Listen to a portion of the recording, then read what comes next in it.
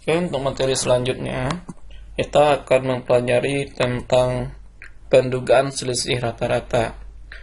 Pendugaan selisih rata-rata digunakan untuk menentukan interval nilai selisih rata-rata sampel yang dapat memuat selisih rata-rata parameter populasi. Jadi di sini kita akan melihat selisih rata-rata parameter populasi ini dari interval nilai selisih rata-rata sampel yang diketahui. Di sini kita akan menfokuskan untuk membahas tentang pendugaan interval selisih rata-rata, yaitu tentang sampel besar. Sebenarnya ada dua, itu sampel besar dan sampel kecil. Tetapi sini kita akan membahas tentang sampel besar saja. Di sini diketahui N1, N2 itu besar dari 30. Jadi ketika N1 dan N2-nya besar dari 30, kita memakai rumus sampel besar. Yaitu berarti nanti selisih mu1 dengan mu2 nilainya adalah besar sama dari selisih X bar 1 dikurang X bar 2 tutup kurung dikurang Z alfa per 2 akar dari S kuadrat 1 per N1 ditambah S kuadrat 2 per N2 kecil dari X bar 1 dikurang X bar 2 ditambah Z alfa per 2 akar dari S2 kuadrat 1 per N1 ditambah S2 kuadrat 2 per N2. Oke, kita masuk ke dalam contohnya. Di sini kita menggunakan tabel normal.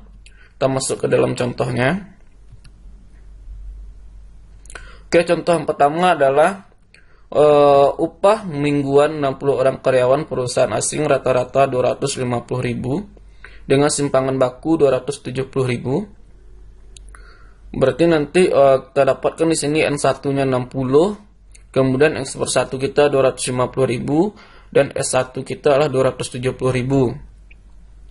Untuk perusahaan nasional, dari 60 karyawan tersebut diketahui bahwa upah mingguan rata-rata adalah 125.000 dengan simpangan baku 10.000 dengan interval keyakinan 99%. Buatlah pendugaan beda rata-rata upah karyawan perusahaan asing dengan perusahaan nasional. Oke, kita masuk. Berarti di sini yang satu kita adalah 60. X bar 1 sama dengan 250.000. S1 atau simpangan baku 1 sama dengan 270.000. Kemudian N2-nya 60.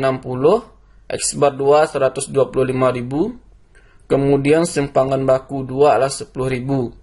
Di sini ditanya adalah pendugaan beda rata-rata upah karyawan perusahaan asing dengan perusahaan nasional dengan interval keyakinan 99%. Oke, langkah pertama yang kita lakukan adalah di sini ternyata kita menggunakan rumus sampel besar karena N1 N2-nya adalah 60 besar dari 30.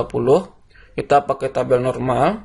Kemudian untuk mencari Z alfa per 2-nya, yaitu interval keyakinan kita bagi 2, yaitu 0,99 dibagi 2 dapatnya 0,495. Kita periksa di tabel normal. Di situ didapatkan nanti Z alfa per 2-nya adalah 2,575. Kita masuk ke dalam rumus. Kita masukkan ini ke dalam rumus. Data-data yang ada tadi kita dapatkan adalah 250.000 dikurang 125.000 sampai seterusnya.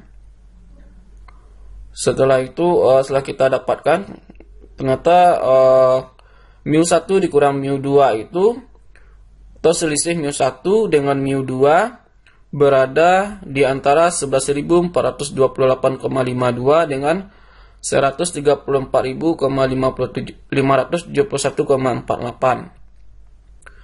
Jadi, beda rata-rata upah karyawan perusahaan asing dengan perusahaan nasional adalah 11.428,52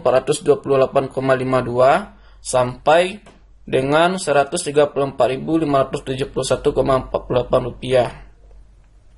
Oke, kita masuk ke pendugaan selisih proporsi. Jadi pada pendugaan selisih proporsi ini digunakan untuk menentukan interval nilai selisih proporsi sampel yang dapat memuat selisih proporsi parameter populasi. Jadi pada pendugaan selisih rata-rata di sana kita menggunakan rata-rata. Kalau di sini kita menggunakan proporsi, selisih proporsi. Rumusnya Di sini kita akan membahas untuk sampel besar saja. Sampel kecil belum kita bahas. Sini untuk sampel besarnya adalah N1, N2-nya besar dari 30. Kita menggunakan tabel normal. Ini adalah rumusnya, bisa diperhatikan rumus tersebut. Kemudian kita masuk ke dalam contohnya.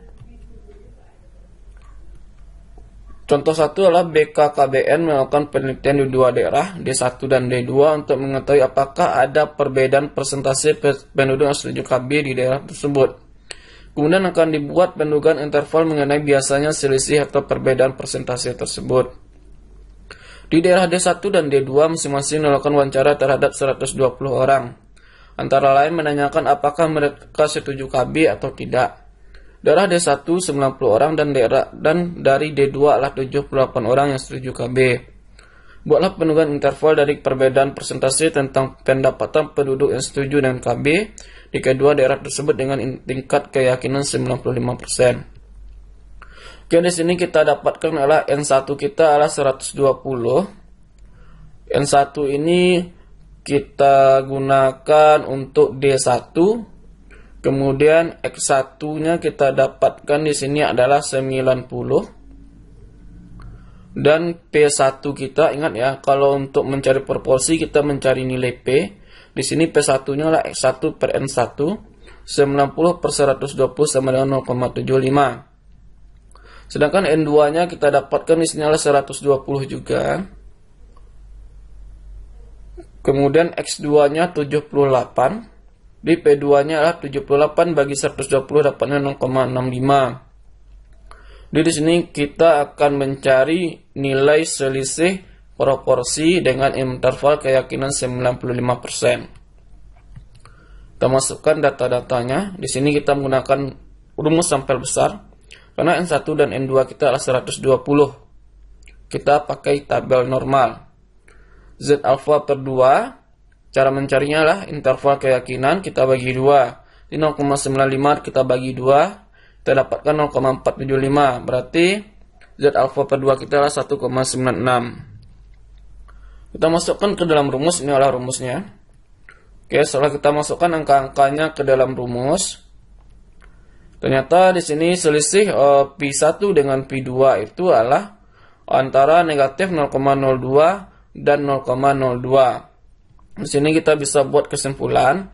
Jadi pendugaan interval dari perbedaan persentase tentang pendapatan penduduk yang setuju dengan KB di kedua daerah tersebut dengan tingkat keyakinan 95% adalah negatif 2% sampai 2%. Oke, demikian penjelasannya.